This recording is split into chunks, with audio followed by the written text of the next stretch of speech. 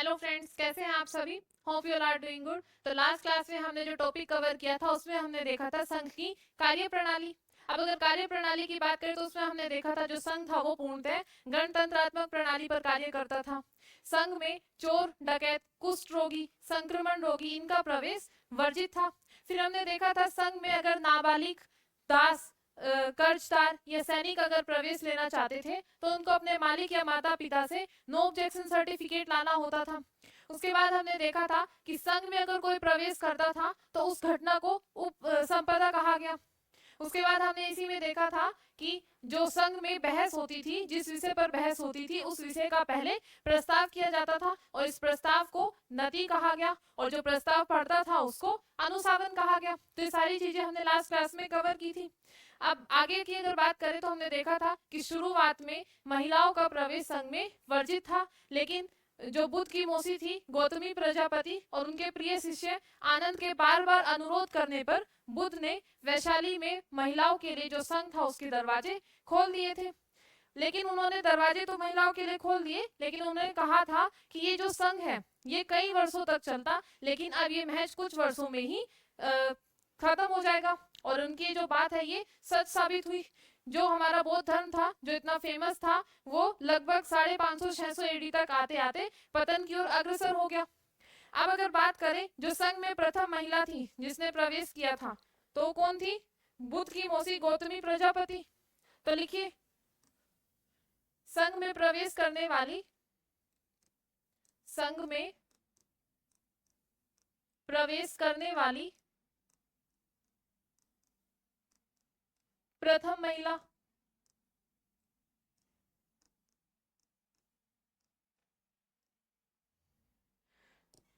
महामाया गौतमी प्रजापति।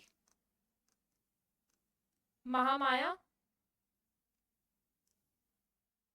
गौतमी प्रजापति।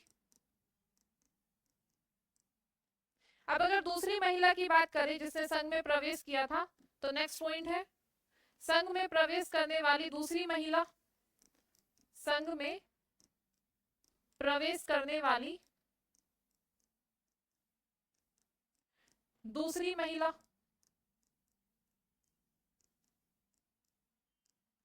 तो अगर दूसरी महिला की बात करें तो कौन थी? वैशाली की नगर वधु, वैशाली की नगर वधु आम्रपाली।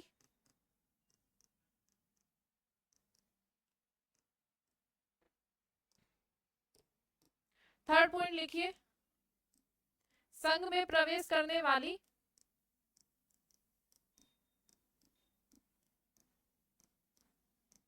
तीसरी महिला।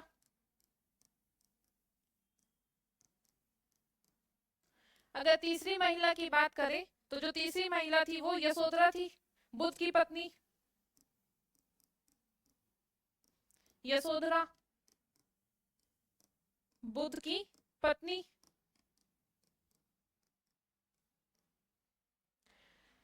अब जो महिलाएं थी इनका जो संघ था उसमें प्रवेश तो हो गया था, लेकिन महिलाओं के प्रवेश के लिए, महिलाओं के लिए जो संघ था, संघ में कुछ कानून बनाए गए, उनको क्या कहा गया? गरुधम्मा कहा गया। तो अगला पॉइंट क्या हो जाएगा? महिलाओं के लिए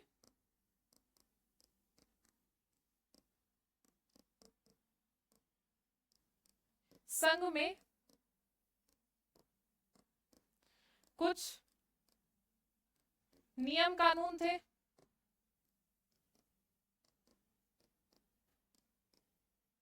जिन्हें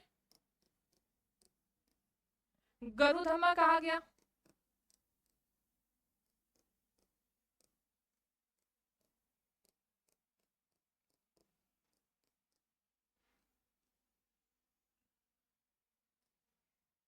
अब जो नियम कानून थे ये किससे लिए गए थे? अगर संघ के नियम कानून की बात करें तो ये नियम कानून, ये नियम कानून भिक्खुनी विभंग से लिए गए।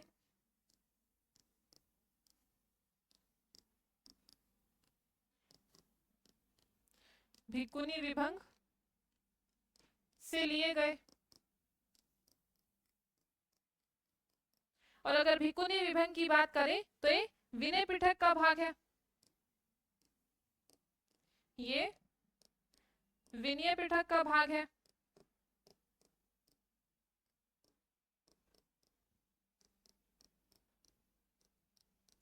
लिखिए इसको।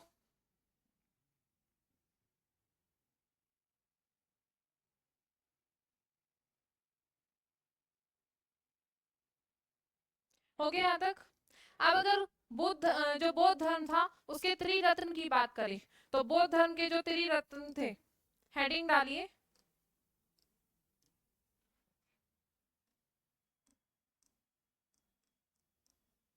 बौद्ध धर्म के त्रिरत्न,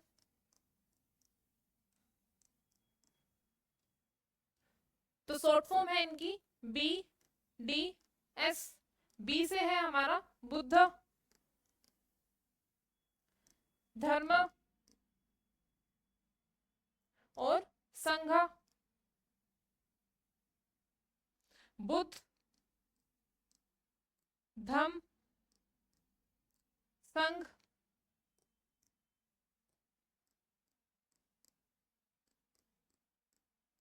तो ये है हमारे बौद्ध धर्म के त्रिरत्न। अब अगर त्रिरत्न की बात करें कि त्रिरत्न कहां पर अंकित है तो ये अशोक के भाब्रू शिलालेख पर अंकित है। लिखिए, अशोक के भाब्रू शिलालेख पर त्रिरत्न अंकित है।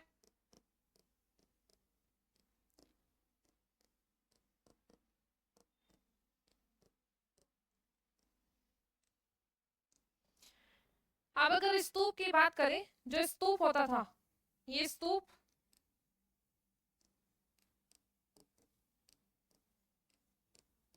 इस पर जो हर्मिका होती थी इसको क्या बोलते थे?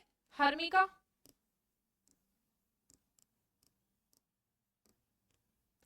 इस पर एक जो झंडे लगे होते थे इनको क्या कहा जाता था? त्रिरत्न। और इसको हम कहते थे छत्र। ये किसका प्रतीक था? त्रिरत्न का।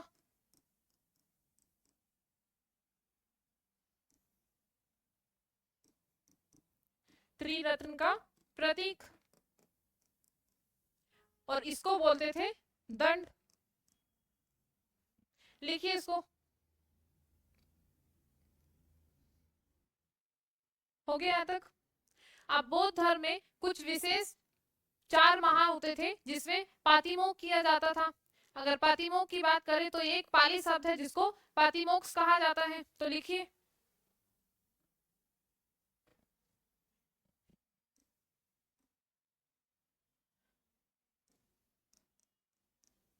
बौद्ध धर्म में विशेष 4 महा में पातिमोक्ष,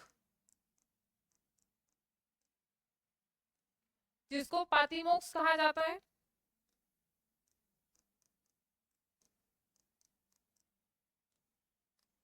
किया जाता था।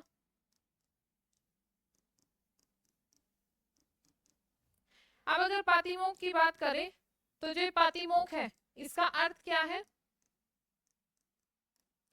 कुछ विशेष डूज एंड डोंट्स, विधि निषेध जिसको कहते हैं, मतलब कुछ ऐसे नियम कानून कि क्या करना है और क्या नहीं। और जो स्पेशल 4 महीने होते थे, जो विशेष 4 महीने होते थे, ये विशेष 4 माह जिसमें पातिमोक्ष किया जाता था,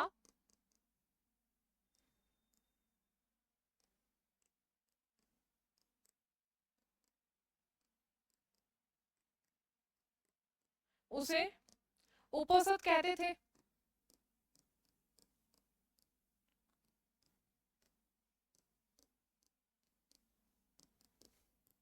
लिखिए इसको।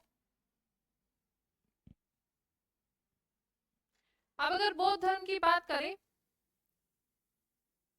जो पातिमोक्ष है ये किससे लिया गया है? ये विनय पिटक के सूत्र विभंग से लिया गया है।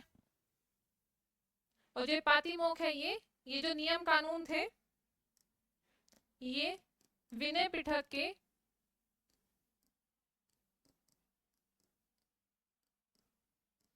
सूत्र विभंग से लिया गया है।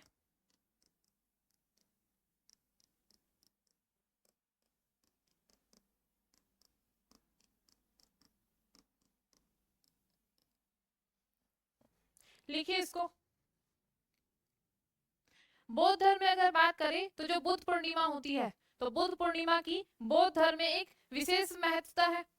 जो बुद्ध पूर्णिमा है उसी दिन जो बुद्ध था हमारा उसका जन्म हुआ, और बुद्ध पूर्णिमा के दिन ही बुद्ध को ज्ञान प्राप्ति हुई, और जो बुद्ध पूर्णिमा थी उसी दिन जो है बुद्ध का महापरिनिर्वाण हुआ, मृत्यु हुई। तो इसीलिए बौद्ध धर्म में गुरु पूर्णिमा का महत्व है। तो लिखिए।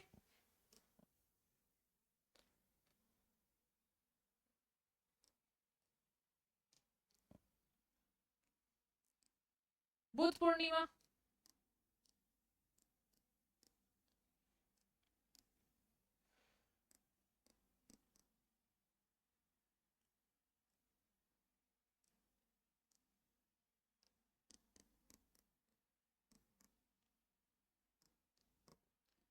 बुद्ध पूर्णिमा का दिन ही जन्म हुआ, ज्ञान प्राप्ति हुई जिसको निर्वाण कहा गया, और बुद्ध पूर्णिमा के दिन ही मृत्यु हुई जिसको महापरिनिर्वाण कहा गया।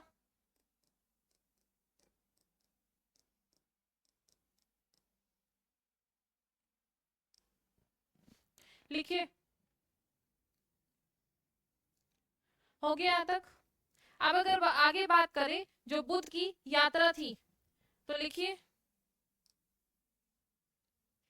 बुद्ध की यात्रा।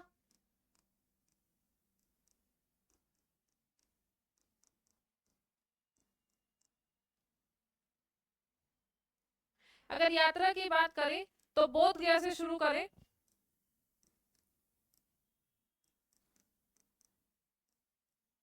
बोध गया में बुद्ध को ज्ञान की प्राप्ति हुई,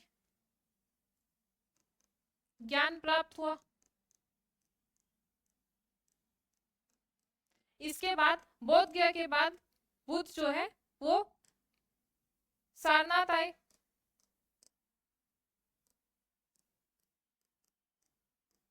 अब सारनाथ में बुद्ध ने जो है अपना प्रथम उपदेश दिया।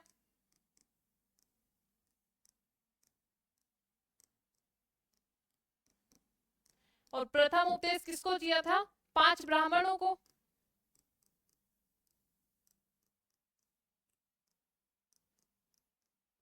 सारनाथ के बाद बुद्ध जो है उर्वेला आए, और उर्वेला में बुद्ध ने श्रवास्तिन को उपदेश दिया। यहां पर काशी में बुद्ध ने श्रवास्तिन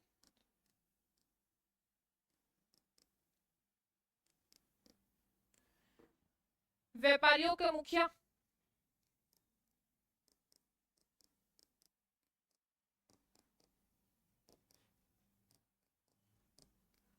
को उपदेश दिया।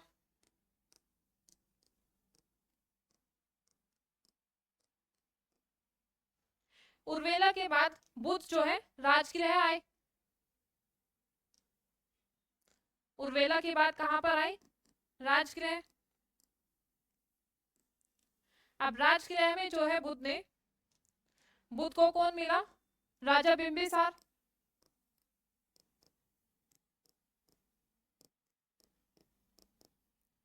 राजा बिंबिसार मिले और जेतवन विहार और वेलुवन विहार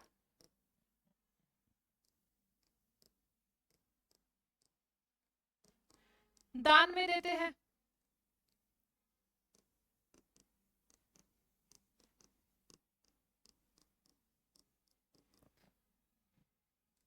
और यहीं पे जो है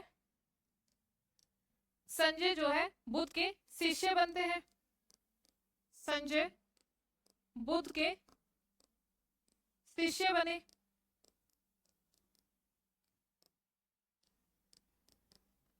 अब अगर आगे बात करें तो राजगृह के बाद बुद्ध कहां पर आए? राजगृह के बाद ये कपिलवस्तु आए।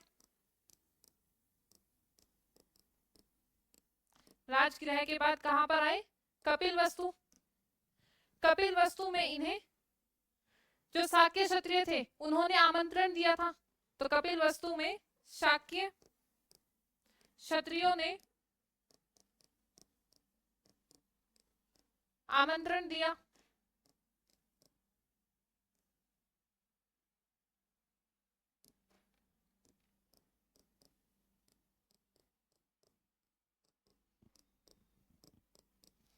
कपिलवस्तु के बाद अनूपी आए।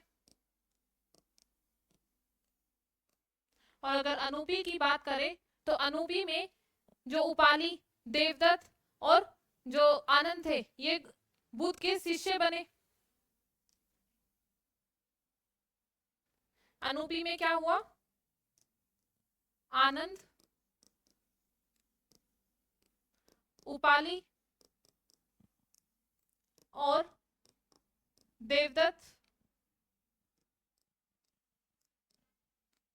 बुद्ध के शिष्य बने।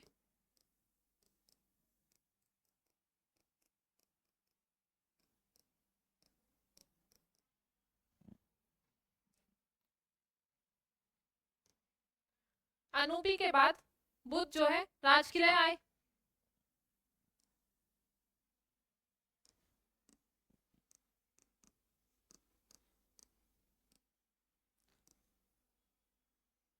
राजगृह में यहां पर इनको अजातशत्रु मिले।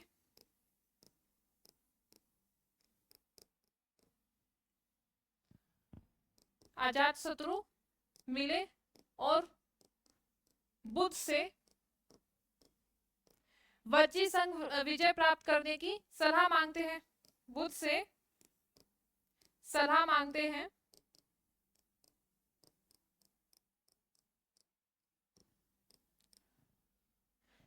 वज्जी संघ प्राप्त करने की।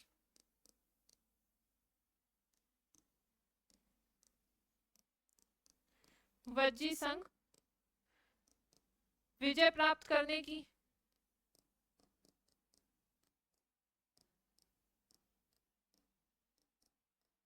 और यहीं पर जो है आम्रपाली इनको शास्त्रार्थ की चुनौती देती है। दूसरी घटना क्या हुई यहां पर? आम्रपाली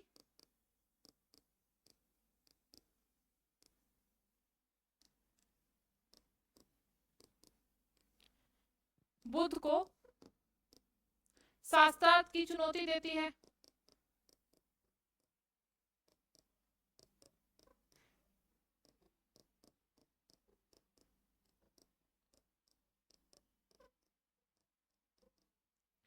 अब राजगृह से बुद्ध कहां पर पहुंचे? लिखिए यहां तक, इसको लिखिए पहले।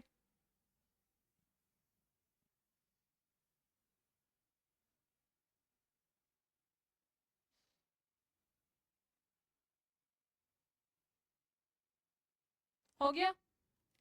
अब राजगृह के बाद बुद्ध जो है वैशाली पहुंचे। अब वैशाली के बाद या वैशाली से राजगृह से वैशाली पहुंचे।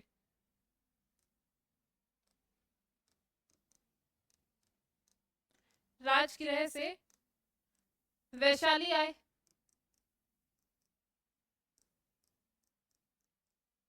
और वैशाली में आम्रपाली की या आम्रपाली जो है पराजित हुई। आम्रपाली पराजित होती है।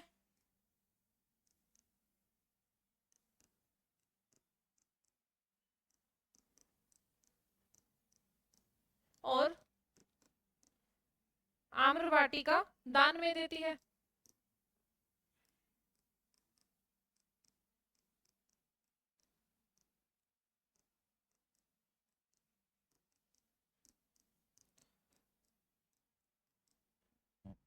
और यहीं पे जो है दूसरी घटना हुई, बुद्ध ने अजातशत्रु और लिच्छवियों के बीच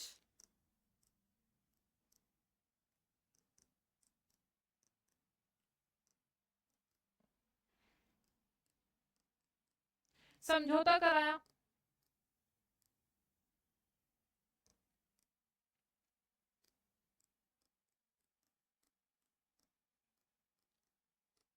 और लिच्छवियों ने यहाँ पर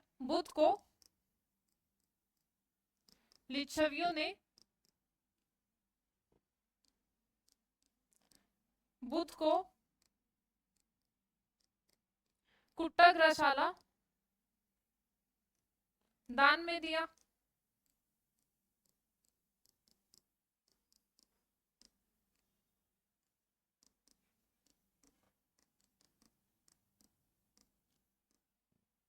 अब वैशाली के बाद बुद्ध जो है मगहों की राजधानी सुमसुमारगिरी में पहुंचे। वैशाली के बाद कहाँ आए? मगहों की राजधानी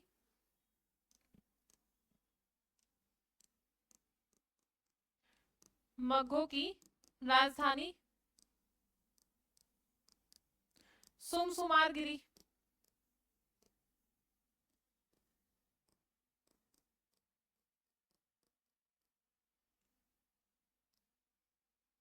अगर सुमसुमारगिरी की बात करें तो बनारस के पास एक जगह है चुनार, उसी को जो है सुमसुमारगिरी कहते थे।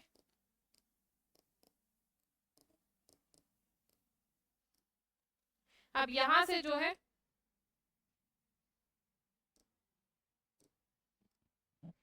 कोसाम्बी है। यहां से बुद्ध कहां पहुंचे? कोसाम्बी।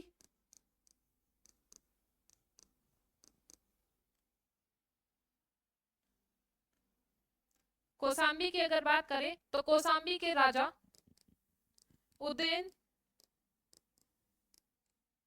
बुद्ध के शिष्य बने। साथ साथ लिखते हुए चलना, बुद्ध के शिष्य बने और घोषिताराम विहार दान में देते हैं।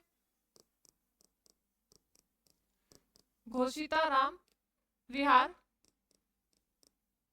दान में देते हैं।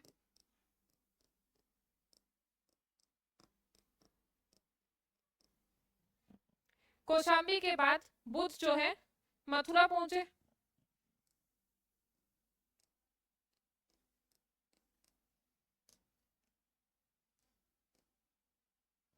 और मथुरा के बाद यूपी के श्रावस्ती पहुंचे।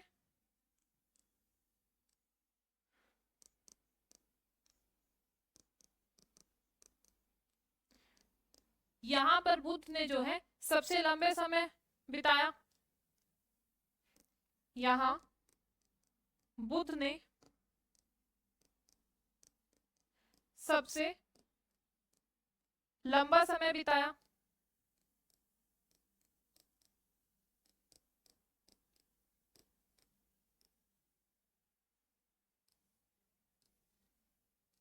लिख लिया यहां तक? लिखिए इसको।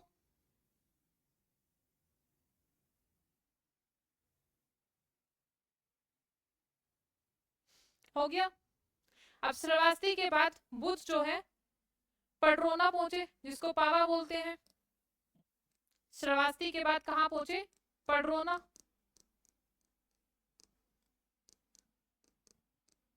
मल्ल शासकों की राजधानी जो थी।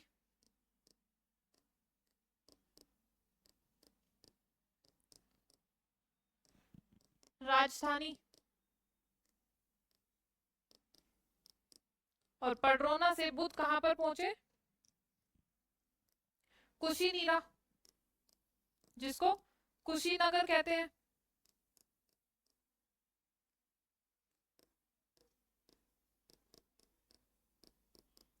यहां पर 80 वर्ष की आयु में महापरिनिर्वाण हो गया। 80 वर्ष की आयु में महापरिनिर्वाण मतलब बुद्ध की मृत्यु हो गई।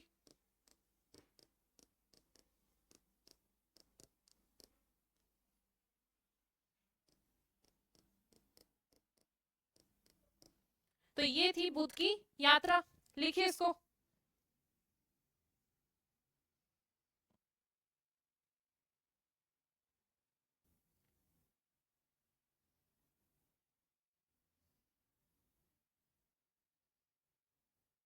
हो गया यहाँ तक। अब अगर आगे बात करें तो बुद्ध की मृत्यु के बाद बुद्ध की शिक्षाओं का संकलन करने हेतु मीटिंग बैठाई गई जिसको संगीति कहा गया, और अगर इंग्लिश की बात करें तो उसे काउंसिल कहा गया। लिखिए।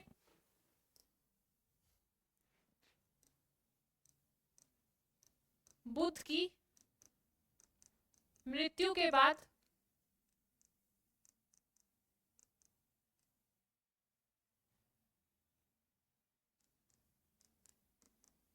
शिक्षा का या बुद्ध की शिक्षा का संकलन करने हेतु बुद्ध की शिक्षाओं का संकलन करने हेतु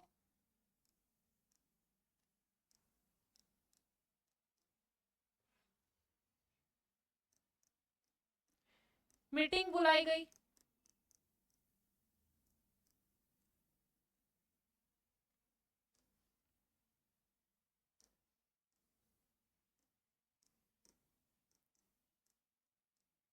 और मीटिंग की अगर बात करें तो उसे क्या कहा गया? संगीति, जिसे काउंसिल कहते हैं। अब अगर संगीति की बात करें तो कुल कितनी संगीति बुलाई गई? कुल 4 संगीति, 4 काउंसिल जो है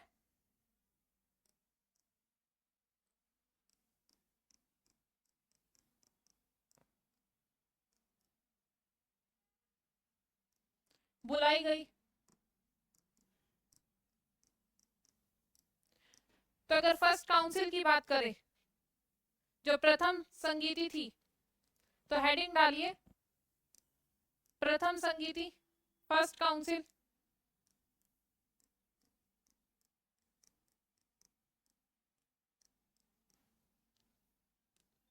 अब अगर फर्स्ट काउंसिल की अगर हम बात करें तो ये कब बुलाई गई थी? तो अगर इसकी बात करें तो 483 ईसा पूर्व 483 बीसी में जो है ये काउंसिल हुई थी। तो वर्ष क्या था? 483 बीसी।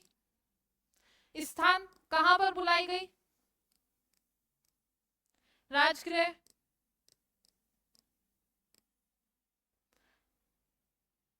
इसका जो आयोजन करता था, अगर आयोजन करता की बात करें तो ये किसने कराई थी? अजात शत्रु ने। आयोजन करता अजात शत्रु। इसके अध्यक्ष की अगर बात करें तो अध्यक्ष कौन था इसका? महाकश्यप।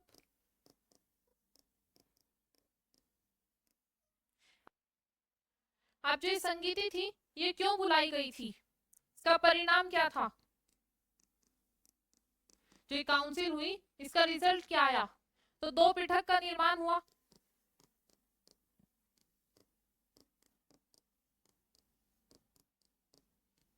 अब अगर पीठक की बात करें तो पीठक का अर्थ क्या है? पिटारा, बास्केट या टोकरी आप बोल सकते हो। तो ये पीठक है, जो पिटारा है, ये किसका पिटारा? तो ज्ञान का पिटारा।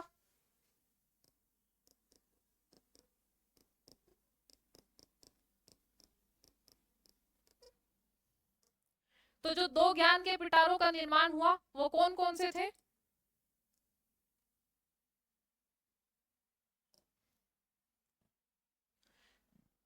सुत्त पिठक और दूसरा था विनय पिठक।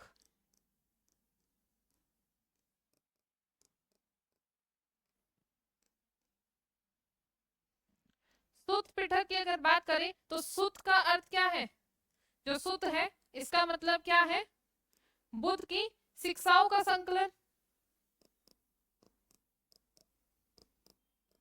शिक्षाओं का संकलन। और बुद्ध की शिक्षाओं का संकलन कौन करेगा? जो बुद्ध के सबसे करीब रहा होगा। तो बुद्ध का सबसे करीब कौन था? उसके सबसे प्रिय शिष्य। तो बुद्ध की जो शिक्षाओं का संकलन है वो किसने किया? बुद्ध के शिष्य आनंद ने। तो संकलन किसने किया? आनंद।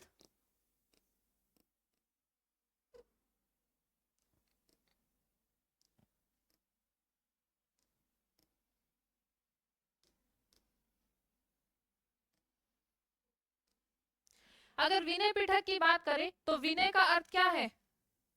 नियम कानून। तो ये क्या था? नियम कानून।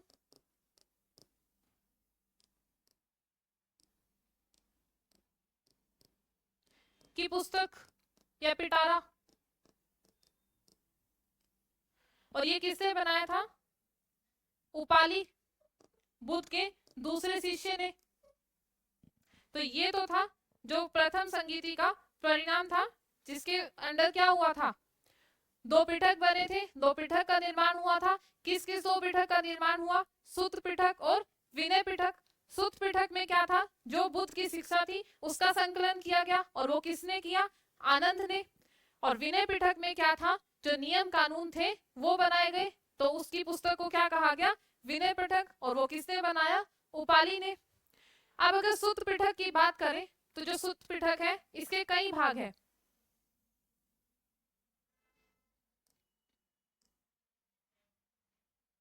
लिखिए, सुत पिटक।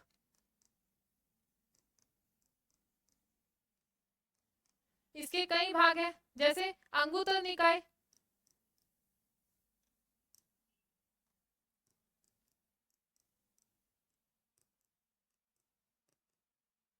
दीर्घ निकाय,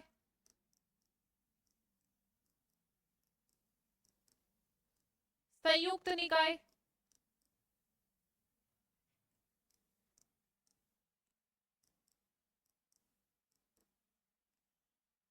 खुद्दक निकाय। तो ये किसके भाग है? सुत पिटक के। लिखिए इसको।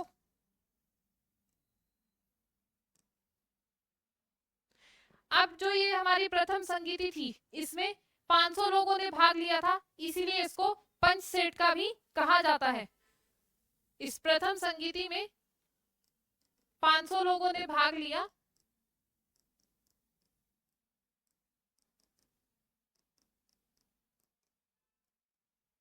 इसीलिए इसको पंच सेट का भी कहते हैं।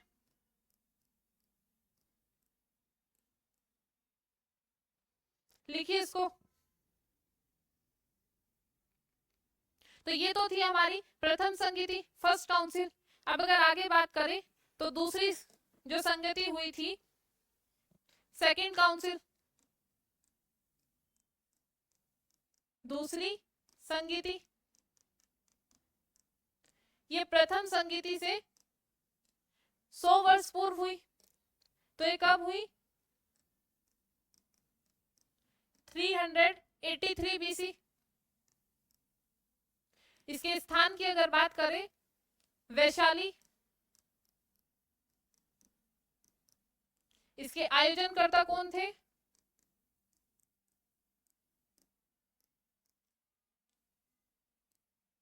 कालाशोका। और अगर इसके अध्यक्ष की बात करें तो इसके अध्यक्ष कौन थे? साब कमीर। अब अगर बात करें कि ये संगीति क्यों बुलाई गई, तो ये संगीति इसलिए बुलाई गई थी क्योंकि जो विनय पिटक थे, विनय पिटक में जो पश्चिम और जो पूर्व के बौद्ध भिक्षुओं थे उनके बीच में जो है मतभेद हो गया था। तो इसीलिए यहाँ पर जो है जो विनय पिटक था बौद्ध धर्म का, उसकी दो विभाजन हुआ, वो दो भागों में विभाजित हुआ। तो प्रथम विभाजन जो हुआ बौद्ध धर्म में वो कब हुआ? जो हमारी दूसरी संगीति हुई थी उसमें जो है बौद्ध धर्म का विभाजन हुआ। तो लिखिए क्यों बुलाई गई। प्रथम विभाजन हुआ, इसका जो परिणाम था वो क्या था, प्रथम विभाजन।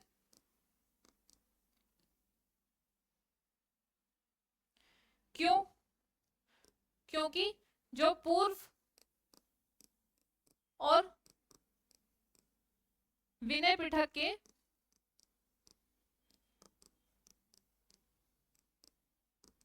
पूर्व और पश्चिम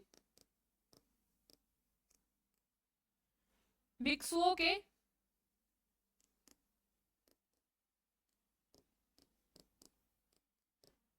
बीच मतभेद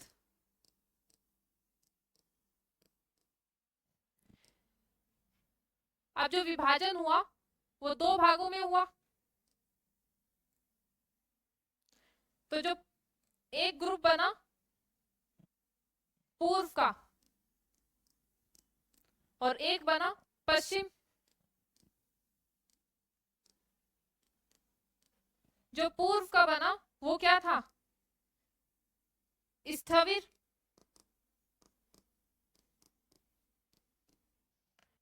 और पश्चिम वाला था महासांगिक।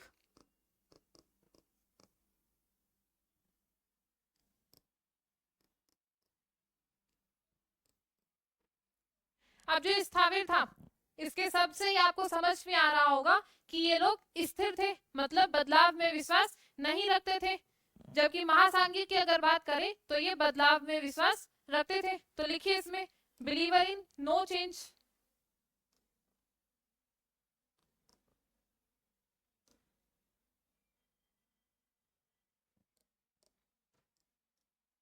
स्थाविर में क्या था, बिलीवर इन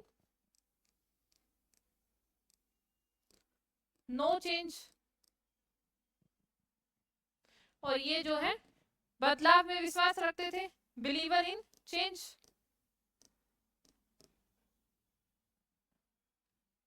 स्थाविर की अगर बात करें तो ये बुद्ध की मूल शिक्षाओं को मानते थे। बुद्ध की मूल शिक्षाओं को मानते थे। जबकि अगर महासांगिक की बात करें तो बुद्ध की शिक्षाओं में बदलाव।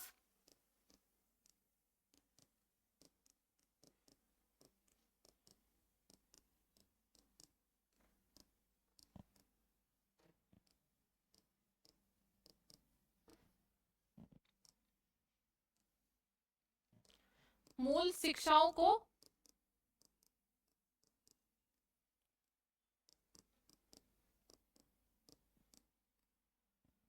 अब अगर इसके नेतृत्वकर्ता की बात करें, जो स्थाविर था इसके जो नेतृत्वकर्ता थे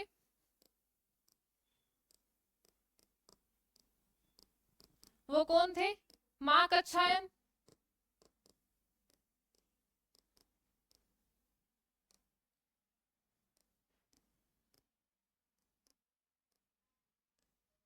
और अगर इसके नेतृत्वकर्ता की बात करें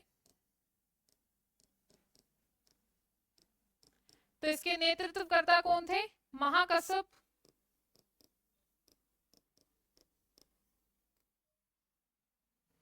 अब जब हम आगे पढ़ेंगे तो आगे हम देखेंगे जो फोर्थ काउंसिल होगी, जो चतुर्थ संगीति होगी, उसमें जो है दोबारा विभाजन होगा बौद्ध धर्म का। और जो दोबारा विभाजन होगा फोर्थ काउंसिल या फोर्थ संगीति, उसमें जो विभाजन होगा यहां से आएगा हीनयान और यहां से महायान।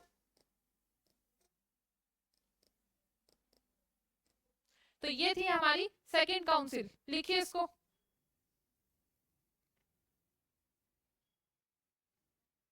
हो गया यहाँ तक। आज की क्लास इतने ही रखते हैं। उम्मीद है आज की क्लास में आपको कुछ नया सीखने को मिला होगा, कुछ इंटरेस्टिंग मिला होगा। बाकी का जो है हम जो थर्ड काउंसिल और फोर्थ काउंसिल है वो कल की क्लास में कवर करेंगे। Thank you.